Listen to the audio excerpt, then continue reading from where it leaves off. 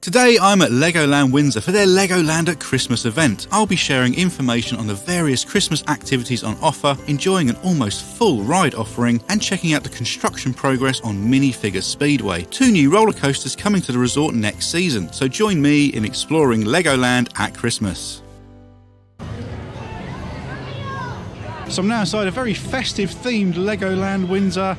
I have no idea what this winter event's all about, so it's going to be quite fun exploring today, seeing what their Christmas event entails. So I'm going to go and wander around the park now, get down into the sort of main body of it and see what's going on.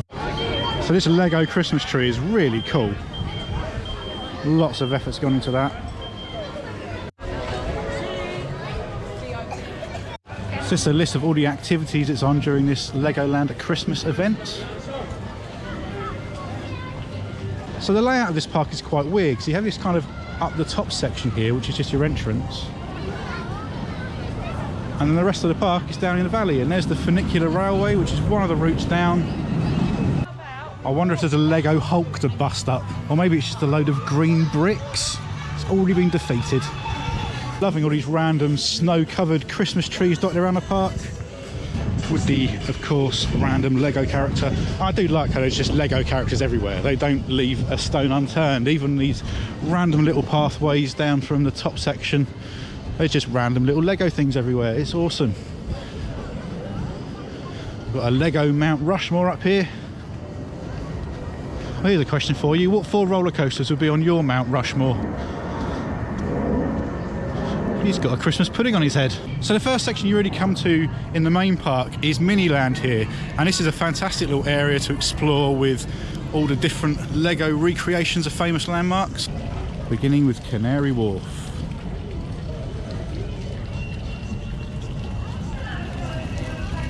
Ooh. Construction update.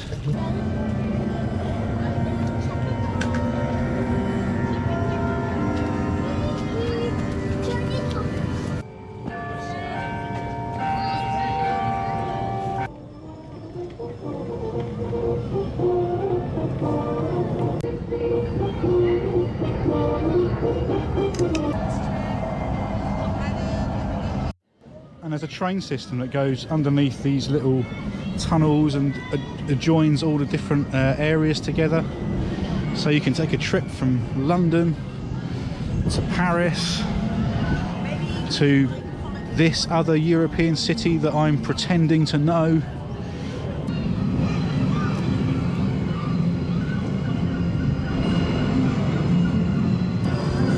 I think that might be the most intense ride here.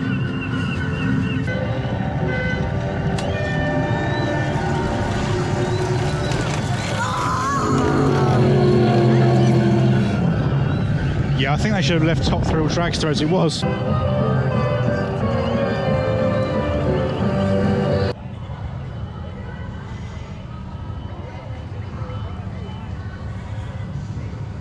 So as you come into Duplo Valley, you really do get a very clear look at Minifigure Speedway. It looks like a lot of the track work is done now. Both the green and blue track, the red car and the blue car had a race, are mostly in situ. There's still a lot of building work to be done, obviously, but that looks like it's coming together very nicely. So let's see if we can get a bit of a closer look.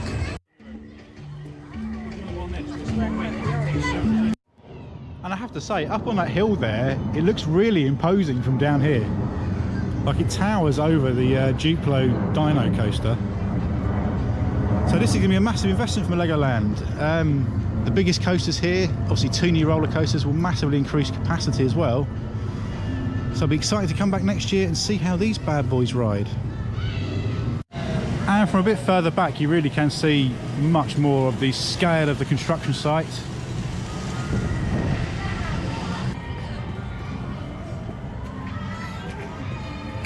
Unfortunately, we also have some signs of penguin-related bullying. I'll be having a word to security about that.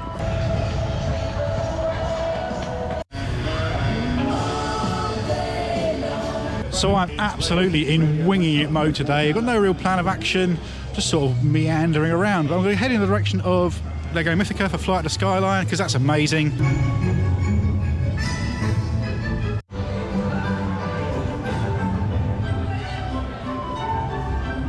They also have this sensory space here as well, which is really cool to see. Always great to see a bit more inclusivity at theme parks. So we are greeted by Maximus as we enter Legoland Mythica. So this opened a couple of years ago. Probably my favourite section of the park. All based around the concept of people's own weird and wonderful Lego creations. And there it is, Flight of the Skyline, one of the UK's best indoor rides. Rocking a 30-minute queue, so I think I'm going to go and join that. Yeah, this is such a cool ride. It's an indoor flying theatre, but with a storyline, which is quite rare. So I shall report back on my second ever ride on Flight of the Skyline.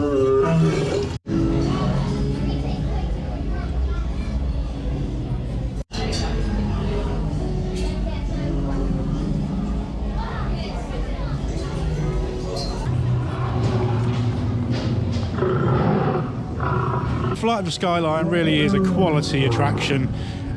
It takes something when Legoland can look at a product that's used by Disney and Europa Park and take the concept and actually do it a whole lot better than either of those resorts do. So a lot of props need to go to Legoland for that. It's a really magical adventure of an experience, and I think it is the best flying theatre you're going to find. If there's one small criticism, it's just it would be nice if they did a bit more with the ceiling.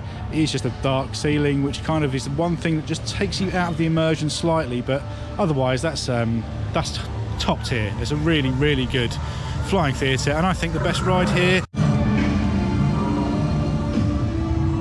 So Lego Mythica also includes these two drop towers, Fire and Ice Freefall,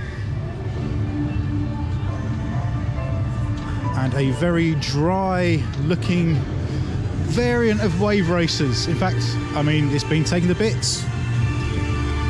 I like how they try to hide how ugly it is with Christmas trees though.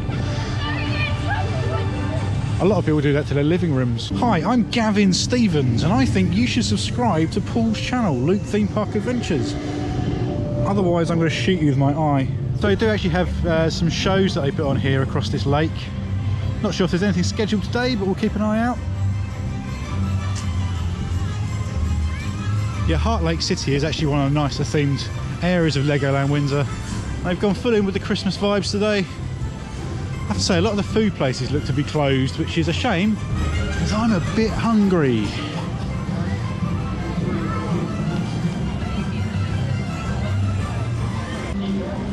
I wonder if they need a producer. And just behind here you have Mia's Riding Adventure, which is a Zamperla disco.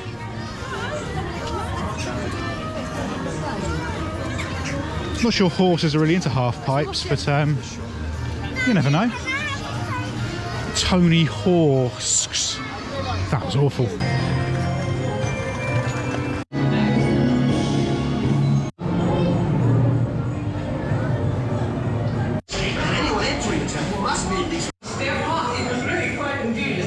So I've joined the queue for Laser Raiders. I have no recollection of this ride at all, but let's see. So Laser Raiders was actually pretty good fun. I was worried there might be another dodgy Lego shooting dark ride like the one in Dubai, but that was actually really good. It did have a lot of targets that when you shot them, like something would happen, something would pop out of a pot, or at some point the lights went off. The end sequence there, you actually had to shoot 6 targets just to open the door. So I like that. I like when the shooting aspect actually informs what the ride does, rather than you just trying to get a score.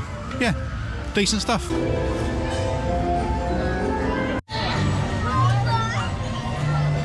So just had a bite to eat at Pizza and Pasta. I can confirm that chicken, bacon and cranberry pizza was pretty bloody good. Found myself around by Ninjago. Another dark ride.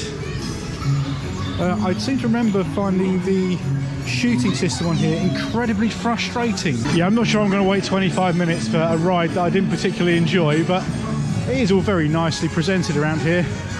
Got some awesome Lego dragons, and the building itself is just really cool. I have to say, the amount of Christmas trees they've got around the park is actually quite astounding. They are everywhere. They must have spent an absolute fortune and brought in hundreds, if not thousands of trees.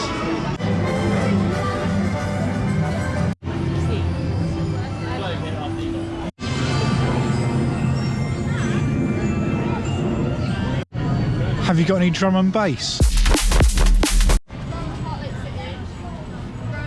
And here in the pirate section they have a few of the Christmas activities, including visiting Father Christmas, or at least inquiries. I guess he's got a receptionist.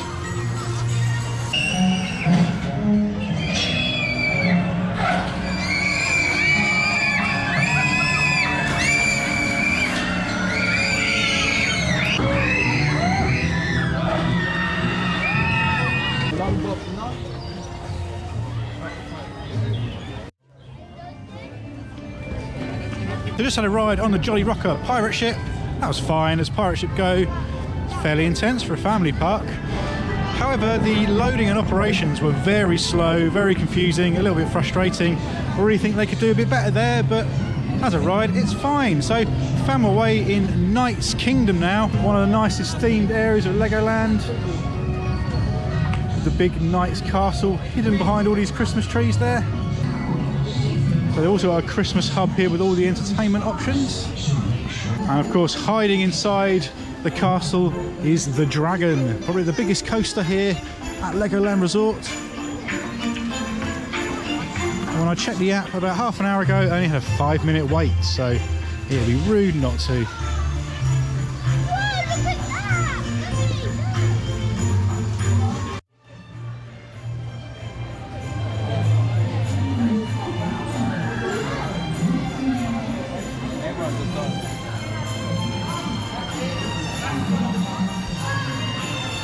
It's actually a bit weird seeing all of this outdoors, because at Legoland Dubai this was all enclosed.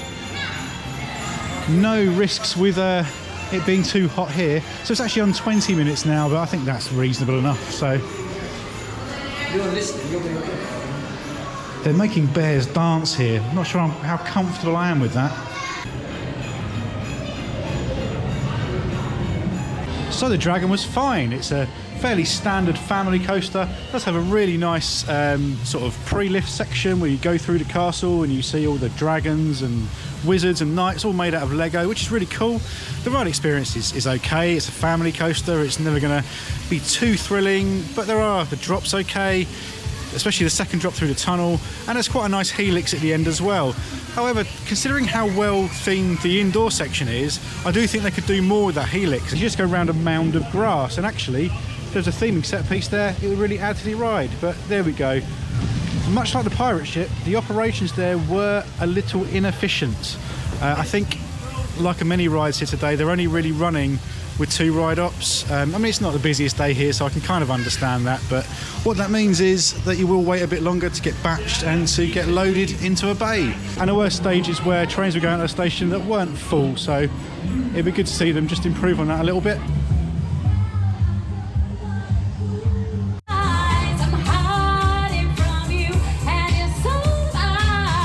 A bit of the show on the Christmas stage there, not too much, because otherwise Wham's lawyers are going to come after me.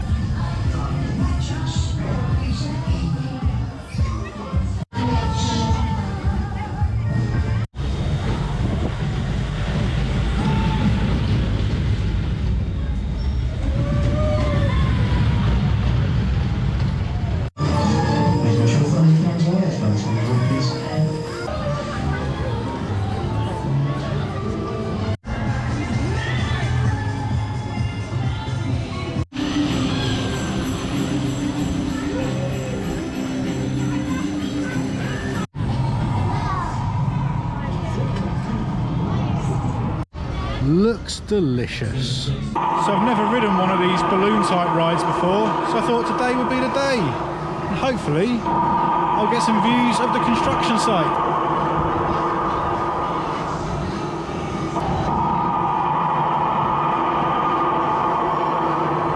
Balloon school was a little bit weird there. I've always associated those sort of rides with sort of observation type towers that you get up there, you'll have some lovely views, and they've surrounded it with trees, so you don't really see a lot. So I think location there is the main issue. Otherwise, it's a perfectly fine little gentle ride that takes you up a bit and then brings you back down again.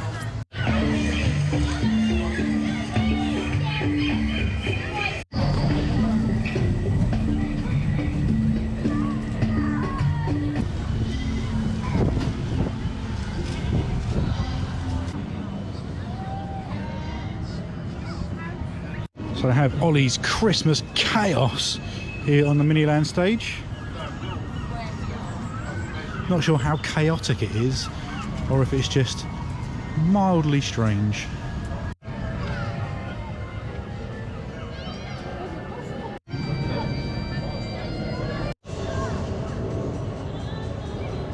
And look at the views you can get of Miniland from up here. It does look lovely.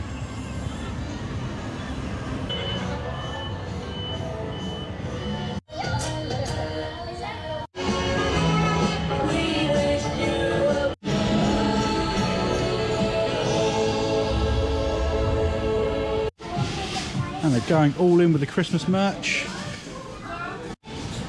And of course the Lego merchandise store is fantastic if you like Lego, but they also have lots of merchandise and gifts that are very specific to the park itself, which is also pretty cool to see.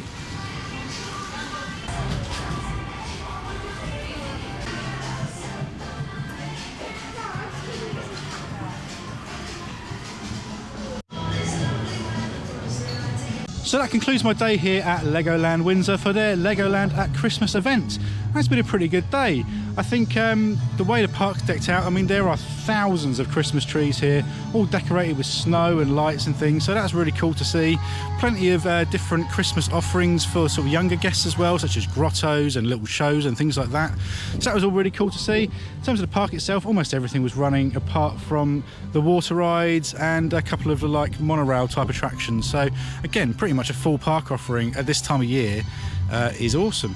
I would say the operations throughout the day did feel a little inefficient. Most rides only had 2 ride operators, so they were up against it sometimes, especially when they're managing fast pass queue as well as the main queue. But there were certainly a few attractions where I saw rides cycle that weren't full, or the ride sat in the station for an awful long length of time when it didn't feel strictly necessary. But there you go. And before I leave you, this is the brand new Legoland Adventure Golf. This opened back in October. This is another addition to the resort, so that's awesome to see. So overall, I've had a fun day here at Legoland Windsor. I do think it's one of the better of the Lego parks. Certainly got a much more well-rounded ride lineup than some of the others, particularly with Minifigure Speedway coming next season, which is a great addition to the resort. And you know what? If you'd like to see more Legoland action, then you can check out my Legoland Dubai vlog up on screen right now. I'll catch you next time.